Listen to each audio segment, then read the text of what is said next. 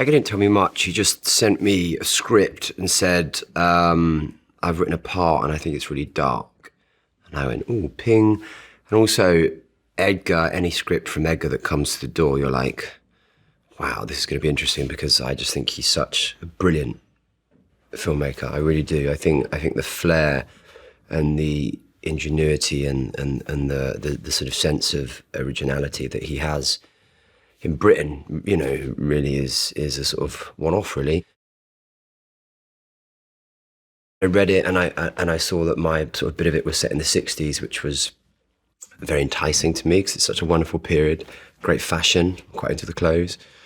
And then for one of Edgar's scripts, I thought it felt different.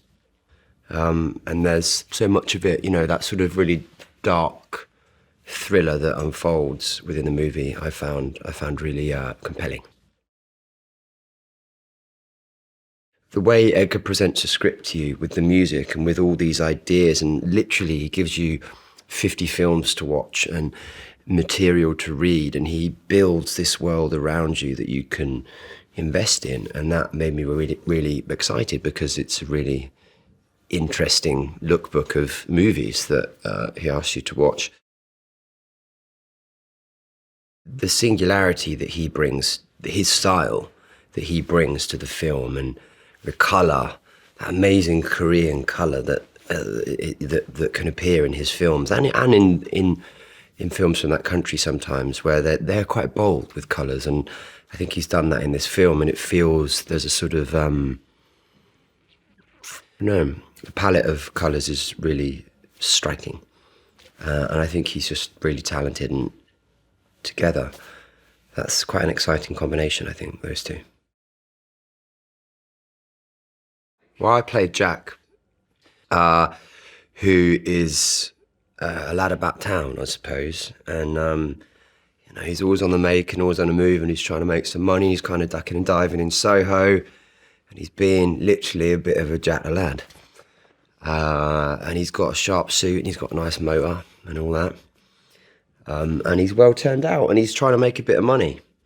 And then he meets the next part of your question is, and then he meets this young girl, Sandy, and I think he genuinely thinks he can turn her into a star, but quickly realises that her talent probably outweighs his own, and she will eventually outgrow him, and so then begins to sort of control and hold on to her.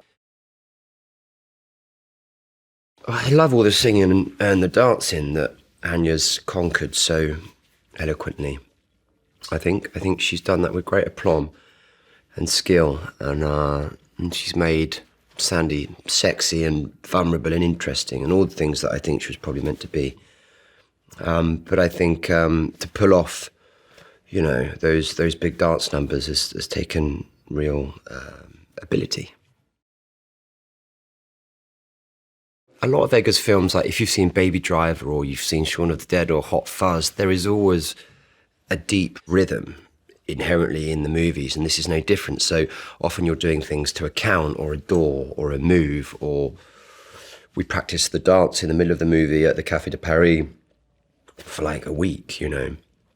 But it's cool, I think that's a cool moment. And yeah, it's you know, music and rhythm and dance and movement in this movie are real sort of characters, I suppose. I quite like the tailoring. The tailoring is quite boxy. In the suits, they're quite square, that sort of gangstery look. If you look at any pictures of the Craze or any of those guys from back in the day, they, you know, I mean, or you're a mod or something, which is a bit leaner, but for someone like Jack, we went for that more boxy style, and the colours are quite vivid, quite bright. If you look at any of those movies and the references that Edgar sort of gives you, you know, the women are in just very bright clothing, really, and similarly the sort of men are sometimes as well.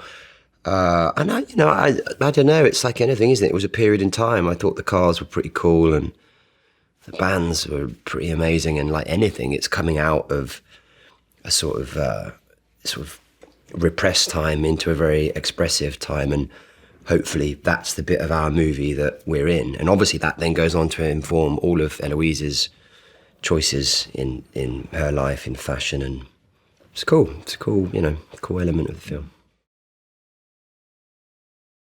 We shot in the middle of Soho. We shot on the Haymarket in London, and they literally put some awnings over, shops and restaurants that I go in. And I've got this amazing Triumph that I drive around in, and I have mates coming up to me in the middle of Soho being, "Oh, Matt, are you in a movie in the middle of Soho?" I'm like, yeah. It's just cool. It's cool. And it's wonderfully designed. Marcus has done a fabulous job, and then particularly things like the Café de Paris, which they built to scale. And I think Diana Rigg said that, this is how it actually looked, because she lived it, baby. So that was, really exciting and nice to sort of have that texture and that truth and that quality of design to the film. I think it's going to lend itself to it beautifully.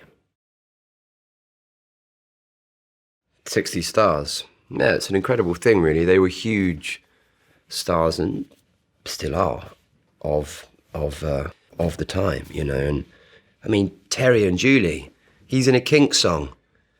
He's in a goddamn Kinks song. Doesn't get any bigger than that. And his brother managed The Who. There's, Terence is fascinating. Yeah, and Dana's amazing. I love her.